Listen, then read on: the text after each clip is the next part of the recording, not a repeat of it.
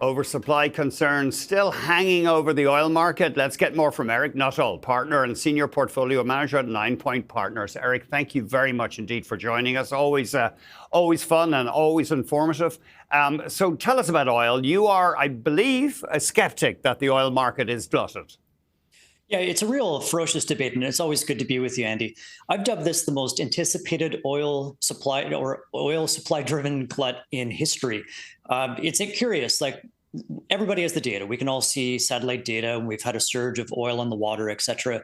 And yet oil has been pretty stubbornly stuck around $60 oil. In fact, you could hedge that as a producer right around $59 for 2026. So I think there is some legitimacy to concerns that there's been a buildup of oil in the water. A lot of those are sanctioned barrels. We can see those now starting to make their way onshore into areas which could impact price in the short term. But I do think the market is aware of that and is starting to, at some point, begin to look at the positive catalysts in 2026. Briefly, demand's coming in hotter than expectations. The bears, the IEA, et cetera, were as low as 700,000 barrels per day. Some are now forecasting that could be as high as 1.2 to 1.4 million barrels per day of growth year over year. So demand's been very strong. U.S. shale production, we think, is in plateau. And most importantly, while OPEC has been bringing on additional barrels, what that has resulted in is the normalization of spare capacity. And so demand today sits about 105.5 million, 106 million barrels per day. We think OPEC spare capacity is only 1.6 million. So that's a very, very razor thin safety cushion. It's effectively like having no fire insurance on a house in a neighborhood full of arsonists at a time when, we've got Ukraine having now hit 94% of Russian refineries with at least one drone or one missile. And so we're in a world where there's a very likely potential loss of supply, and yet we don't have that safety cushion, that insurance policy in the oil market anymore.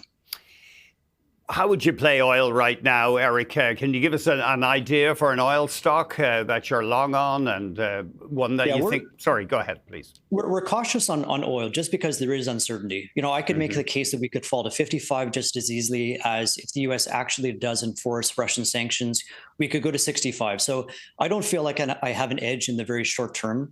The fund I manage, which is the Ninepoint Energy Fund, largest energy fund in the country, we only have about a 27% weight in oil.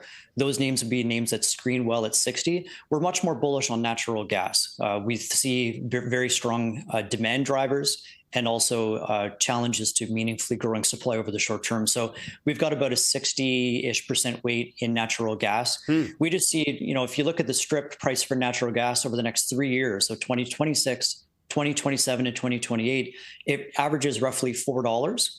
And at $4, we can buy the largest gas producers in the United States at 12 to 14% free cash flow yields, which is very, very compelling.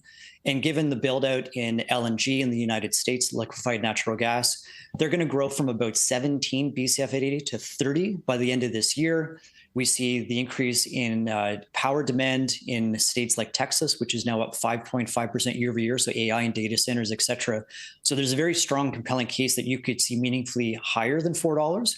But even at that price, which again, a producer could lock in, we think that free cash flow yields are very compelling. So to your question, like, should investors play oil or natural gas? We're just much more favorable on natural gas over the short term. There will come a time when we think the market flips to looking for the positives in the oil market, and we're ready to assess opportunities then. But we just think that natural gas is a higher certainty investment with very, very attractive valuations. And LNG Canada, according to our Bloomberg partners, has begun producing LNG at its second train 2 months earlier than Bloomberg's previous estimates. That's right. Sorry, go ahead, Eric. Yeah, so they had teething issues in the beginning. It's natural for any large project, but that's very meaningful Canadian natural gas. Like we're always at the end of the pipe. We're shipping gas to the United States, just like oil. We were selling at a very big discount. With LNG Canada coming on stream, roughly 2.1 BCF a day of feed gas, call it like 10% of Canadian gas supply. That is shrinking the discount that we're selling our gas for. We think that will fall to about $1.10. And as you look out a little further beyond next year, we should be shipping around 6 BCF a day out of Canada by 2030, 2031, give or take. And so that's a very meaningful driver for Canadian natural gas producers. Unfortunately, our guys just don't have the same supply discipline. We have our largest producers continuing to add volumes onto the market. So that's just not as bullish for Canadian gas pricing versus in the United States. Producers are just a little more, I call it discipline. And so they're willing to take supply off when the price softens. So we have a much larger focus in the United States. We would have 10 to 12% weights in our fund in 3 U.S. gas producers. We have a takeout, right? Yet another takeout in the oil patch, New Vista being swallowed by Ovintiv. You think that we're going to see plenty more M&A? Yeah, it was our greatest fear this year, Andy. Like, sentiment remains putrid in energy, even though like energy stocks are doing well. Like my fund's up 15% year to date. And yet people are depressed. You know, I don't know if they're contrasting performance with NVIDIA and Bitcoin, et cetera. But my biggest worry this year was due to depressed sentiment leading to depressed valuations, we would lose our favorite names at the bottom of the cycle or close to the bottom of the cycle. And that's what's happening. We've had 3 large takeouts. We've lost 3 of our favorite names. Varen, beginning this year, was a 12% weight for us, got taken out by Whitecap. MEG, which is a name which I'm very, very sad to see. We've made a lot of money for our clients over the years on that. It was consistently an 8 to 10% weight for us, taken out now officially by Cenovus. And now New Vista, which is a 12% fund holding for us, being taken out by Ovintiv at a fair valuation today. But if people were patient and looked at the long-term opportunity, we think we're potentially selling it too soon. So we haven't made up our mind. I think we're the 3rd largest shareholder after Ovintiv and Paramount. We're assessing the outlook for Ovintiv, but I'm not clear now that we will be supportive of this deal. And as of right now, I think we'll be voting no to this takeout. And have you any, that's interesting. Have you any sentiment or any idea of the sentiment among other New Vista shareholders, Eric?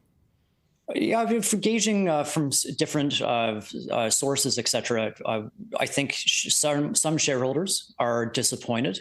And again, it's symptomatic of a market where sentiment is challenged, valuations challenged, even though stocks have been doing fairly well this year. And I think I'm hopeful that investors can play the long game and see the upside. So like a MEG, for example, let's say it was ultimately taken out at $30.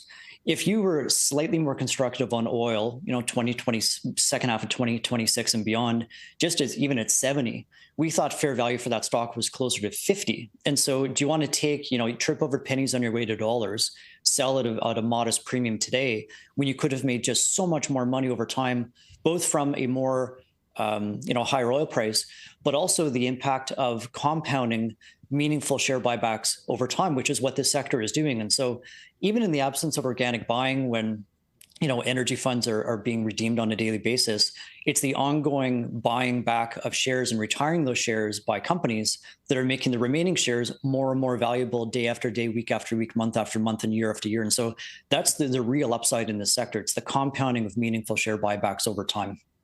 And what is your view on the oil sands stocks, Eric? Do you always hold a few of the oil sands giants, some weighting?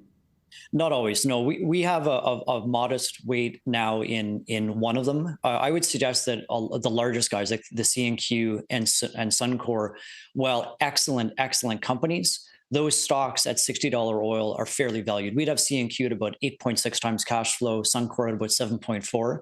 To us, those are fully valued. And so if people watching at home own the XGG, for example, just know you're 75% long oil at a time when, it's kind of a bit of a coin flip over the short term, where we think the upside today is in natural gas. And so I would suggest, I'm very biased on my opinion here, but there's only 2 energy funds left in this country. One of them I run. We've got a very material exposure to natural gas, where you can buy into companies trading at 12 to 14% free cash flow yields just using strip. If weather like now is cooperating, we could see a higher gas price, and the sensitivity to that free cash flow, you go from $4 to $5 gas, these free cash flow yields go from like 13 to 20%. So we think fair value for this sector is a 10% free cash flow yield. So we just see greater upside short term in natural gas. And sorry, Eric, what is the oil sands stock that you have a modest weighting in? I prefer not to say right now, but it's not Imperial, CNQ, or Suncor, and they just bought one of our favorite names. But I'll okay. I'll leave that one a mystery. I think people can figure that one out. Thanks very much, Eric. Eric Nuttall.